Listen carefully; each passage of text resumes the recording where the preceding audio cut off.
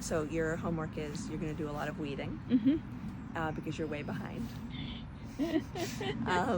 And then you're going to buy 1 azalea and 1 mountain laurel and a few bags of compost and a few bags of mulch. And you're going to dig some holes, and you're going to put a little bit of compost in each of the hole when you put the plants in. And you're going to build up the soil so that the water doesn't just run off when you afterward. And you water really well while you're planting, and then you put the mulch on, and then you water again, and then you monitor and make sure it's getting watered. Like if it's not rainy and cool, you're going to need to probably water every day for at least a couple weeks. Okay. If things are going well then, after that point, then go ahead and buy a couple more. I just don't want you wasting your money. Okay? Okay.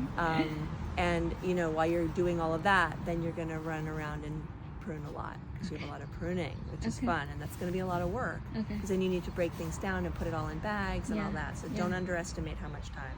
Okay. And then so you're going to go a little bit at a time. You're not going to have it all at once. Yeah. Okay. Okay.